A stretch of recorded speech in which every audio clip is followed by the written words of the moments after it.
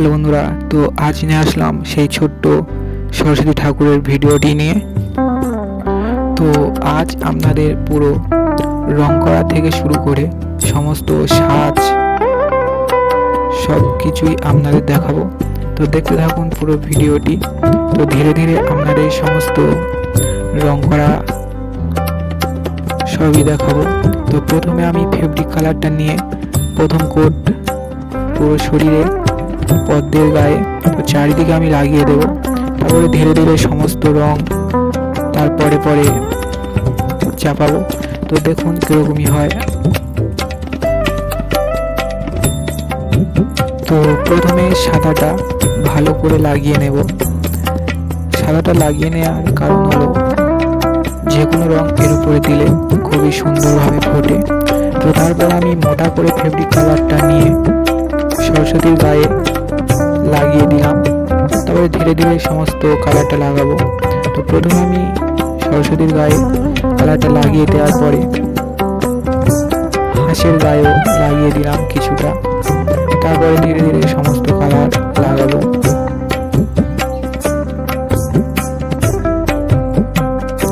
তো আমি গোলাপিটা সাদার সাথে হালকা লাল দিয়ে গোলাপিটা তৈরি করে নিয়েছি। এই গোলাপিটা খুবই ভালো হয়, মিক্সড গোলাপিটা খুবই ভালো হবে এমনি নর্মাল কেনার থেকে।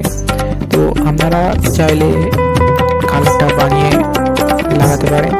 তো ভালো করে লাগিয়ে নেবেন, কোনো জায়গায় না ফাঁক না থাকে। ধীরে ধীরে তারপর আমি লাল রং নিয়ে ভালো করে পাটির ধারে ধারে সেটটা দিয়ে নেব সুন্দর করে। এইটা দেওয়ার কারণ হলো পাপড়িটা খুবই সুন্দর দেখায়। তো কোনো জায়গায় হালকা ডিপ থাকলে চোখে খুবই ভালো দেখায়। তো দেখুন আমি কীরকমইভাবে লাল সেটটা দিয়ে দিচ্ছি। তো সব পাপড়িটাই এরকমই হবে, আপনারা ঠিক এরকমইভাবে দিয়ে দেবেন। এই দিয়ে দিয়েছি। তারপরে পাপড়ির নিচের অংশটা সবুজ দিয়ে দেব। এই যে আমি সবুজ দিয়ে দিচ্ছি ঠিক এইভাবে। তো তারপর আমি হাঁসটা একটু সবুজ, একটু নীল এবং একটু খয়েরি দিয়ে হালকা হালকা করে দিয়ে নেব। দেখুন তারপর আমি নিচের বেসটাও রং করে নিচ্ছি ঠিক এইভাবে। আমি এখানে ডিপ নীল দিচ্ছি, তো আপনারা চাইলে হালকাও দিতে পারেন। এই ডিপটা দিলে খুবই সুন্দর দেখাবে। তো এর উপরে তারপর আমি সাদা দিয়ে সুন্দর জলের ঢেউ তৈরি করে নেব। দেখুন আমি কীরকমভাবে করি, ঠিক এরকমভাবে আঁকা মাখা করে জলের ঢেউ তৈরি করে নেব।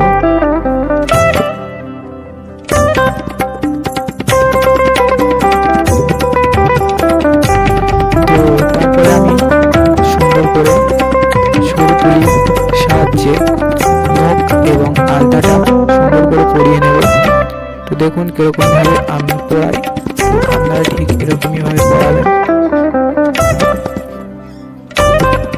তো আলতা পড়ানোর পরে পায়ের উপরে ঠিক এরকমইভাবে একটা গোল দিয়ে দেবেন। এটা দিলে খুবই সুন্দর দেখায়। তারপর আমি ধীরে ধীরে সমস্ত কাজটা করছি, আপনারা দেখুন এরকমভাবে আমি করি। তারপর হাতের তেলো, হাতের কোণে সব জায়গায় লাল লাল দিয়ে দেবো। দেখুন ঠিক এরকমইভাবে দিয়ে দেওয়ার পরে সবুজ দিয়ে ব্লাউজটা করে নেব। আমি এখানে সবই কালার ফেব্রিক কালার ব্যবহার করছি। তো আপনারা চাইলে অন্য কালার ব্যবহার করতে পারেন, ফেব্রিকটাই বেস্ট হবে এই ছোট ছোট স্মল ঠাকুর তৈরি করার পক্ষে। তো আপনারা এই কালারটাই ইউজ করবেন। দেখুন আমি কীরকমভাবে সমস্ত রংটা করি।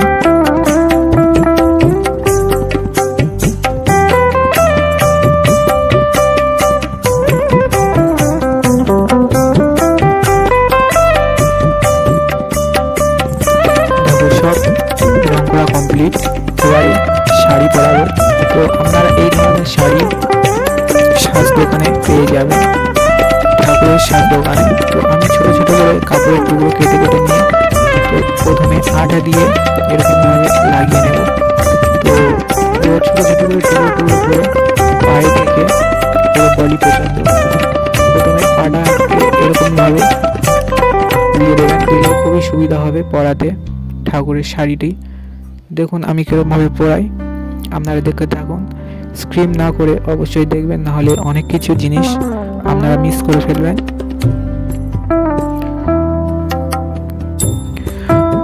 তো চ্যানেলে নতুন হয়ে থাকলে অবশ্যই চ্যানেলটিকে সাবস্ক্রাইব করবেন এবং বেল আইকনটি প্রেস করে অল বাটনে প্রেস করবেন, যাতে আমার যে কোনো ভিডিও আপনারা সর্বপ্রথম দেখতে পান আমার চ্যানেলে আমি ছাড়লে। তো দেখুন কীরকমভাবে আমি পরাই। তারপর এই যে হয়ে যাওয়ার পরে পায়ের নিচের কুঁচিটা ঠিক এরকমভাবে পায়ের ফাঁকের ভেতর থেকে ঢুকিয়ে দেব। তো আপনাদের এটা দেখালাম না, কারণ এটা অনেক টাইম লেগেছিল এটা করতে। তো দেখুন এই নিচের অংশটা ঠিক এরকমভাবে হয়ে যাবে। তারপরে এই যে ওপরে এইটাও আটা দিয়ে সুন্দর করে বসিয়ে দেবেন। এই সব জিনিস আপনারা ঠাকুরের সাজ দোকানে পেয়ে যাবেন। তো আমি ওখান থেকে কিনে নিয়ে এসেছি, তো আপনারাও চাইলে ওখান থেকে আনতে পারেন। তারপর এই যে হয়ে যাওয়ার পরে শাড়িটি ঠিক আমি এরকমইভাবে পরাবো। তো দেখুন এরকমভাবে আমি পরাই ঠিক এইভাবে। তারপরে একটা সরু দড়ির সাহায্যে কোমরের কাছ থেকে চুপে বেঁধে দেব। তারপরে এই যে শাড়ির পাড়গুলো আমি এরকমভাবেই করছি। তারপর আমি ধীরে ধীরে চোখটাও এঁকে নেব, কারণ চোখটা আঁকার সময় অনেক সমস্যা হচ্ছিল, ক্যামেরাতে আসছিল না। তাই জন্য আমি সরস্বতী ঠাকুরের চোখটা আঁকার পরে আমি হাসির চোখটা আপনাদের একটু দেখালাম। তো দেখুন সরস্বতী ঠাকুরের চোখটা কেমন হয়েছে অবশ্যই কমেন্টে জানাবেন।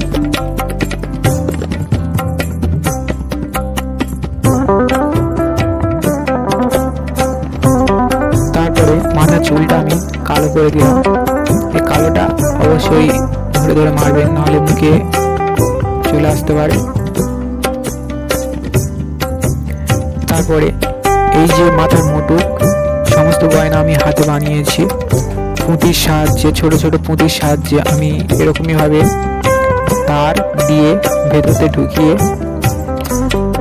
সুন্দর করে নিয়েছি। তো আপনারা চাইলে অন্য কিছু করতেও পারেন। দেখুন গলার সেট সমস্ত জিনিস কীরকমভাবে আমি পরাই আপনারা দেখুন।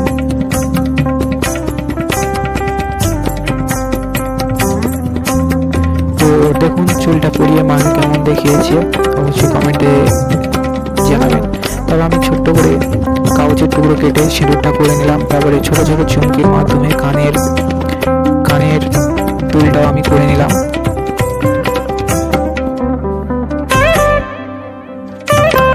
তারপর এই যে বিনাটা রং করা হয়নি সেটাকে আমি রং করে নিয়ে সুন্দর করে রং করে নিয়ে তো মায়ের হাতে দিয়ে দেবো।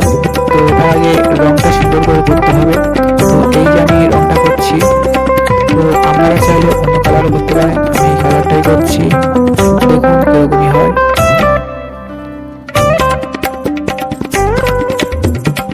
তারপর এই যে আমি বসিয়ে পেছন থেকে দড়ির সাহায্যে ওটাকে আমি বেঁধে দিয়েছি পেছনে। তারপরে এই যে তো পেছনে এই চারিটি আমি সেট করে দেব। তো দেখুন সম্পূর্ণ ভিডিওটি কেমন হয়েছে অবশ্যই কমেন্টে জানাবেন এবং অবশ্যই চ্যানেলটি সাবস্ক্রাইব করবেন।